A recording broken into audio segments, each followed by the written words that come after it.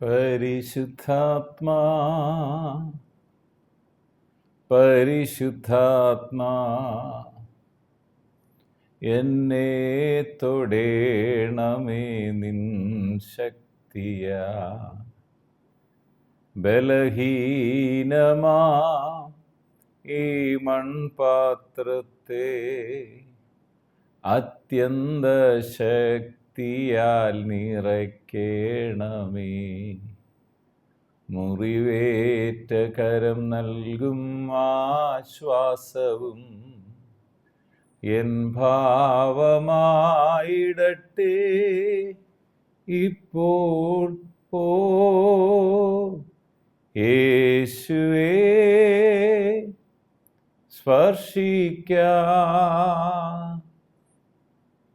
എന്നെ നീ നിന്നാത്മാവാ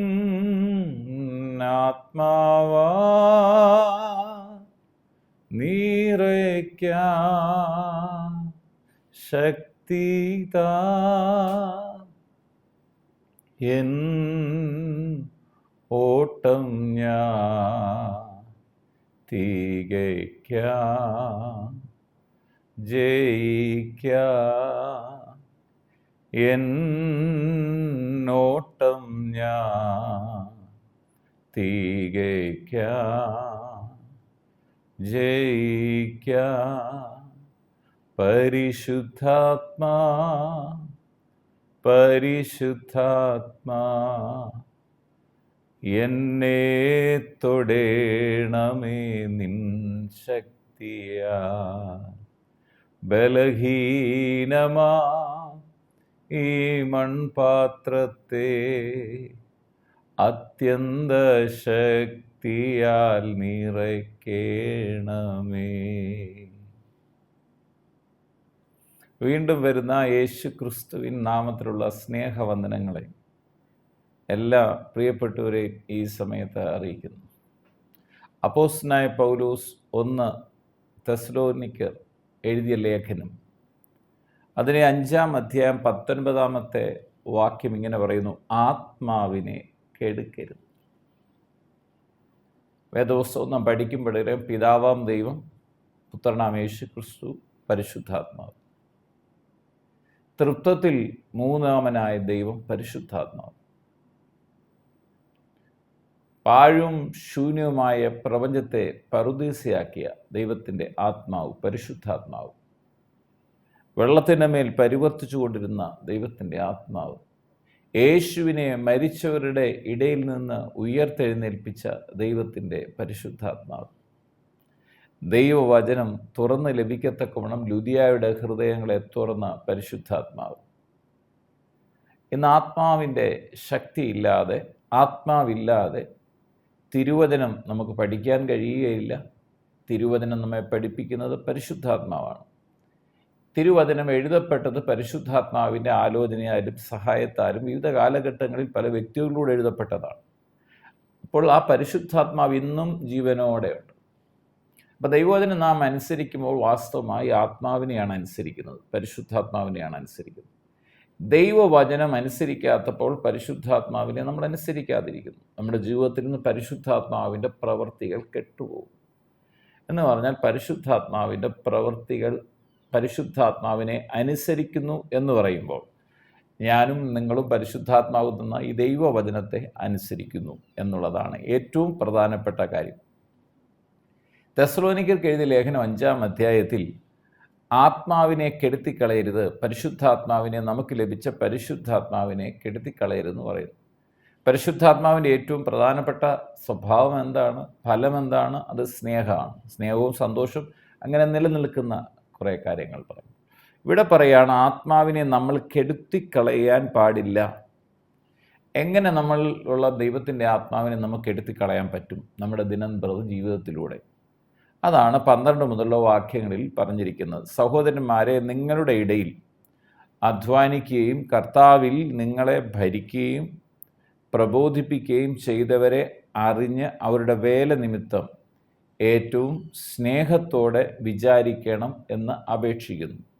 ഒന്നാമത്തെ കാര്യം, നിങ്ങൾക്ക് ദൈവവചനം പറഞ്ഞു തന്ന ആളുകൾ, നിങ്ങളുടെ ഇടയിൽ അധ്വാനിച്ച ആളുകൾ, നിങ്ങൾക്ക് വേണ്ടി പ്രബോധനം തന്ന ആളുകൾ, അവരോടൊപ്പോഴും കഴിയുന്നതും സ്നേഹത്തോടെ വിചാരിക്കണം.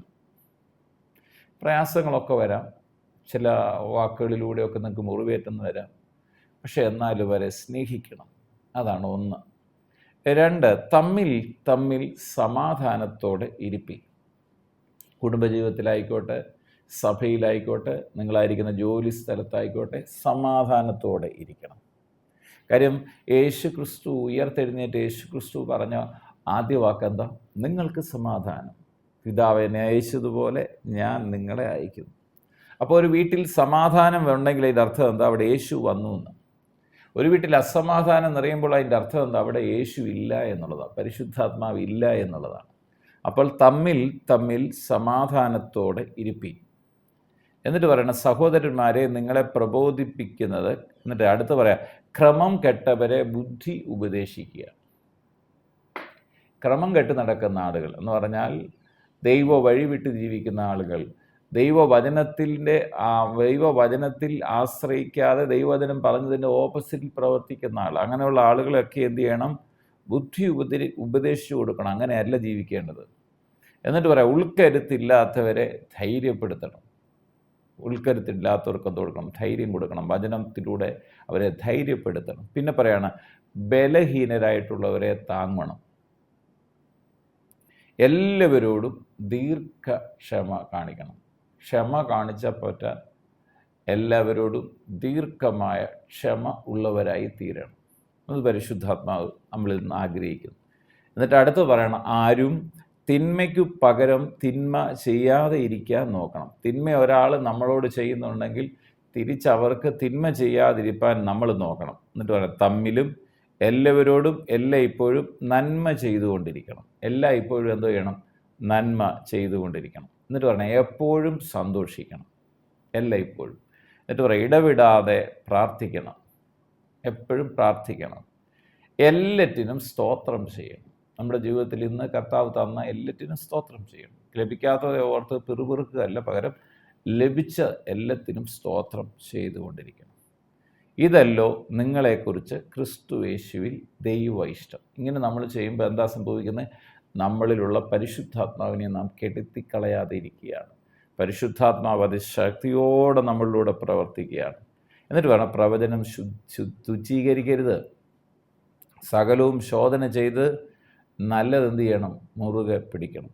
സകലവിധ ദോഷവും വിട്ടകലുകയും സമാധാനത്തിൻ്റെ ദൈവം നിങ്ങളുടെ മുഴുവനും ശുദ്ധീകരിക്കുമാറാകട്ടെ. നിങ്ങളുടെ ആത്മാവും പ്രാണനും ദേഹവും അശേഷം നമ്മുടെ കർത്താവായ യേശു ക്രിസ്തുവിൻ്റെ പ്രത്യക്ഷതയിൽ അനന്യമായി വെളിപ്പെടുവാൻ തക്കവണ്ണം കാക്കപ്പെടുമാറാകട്ടെ.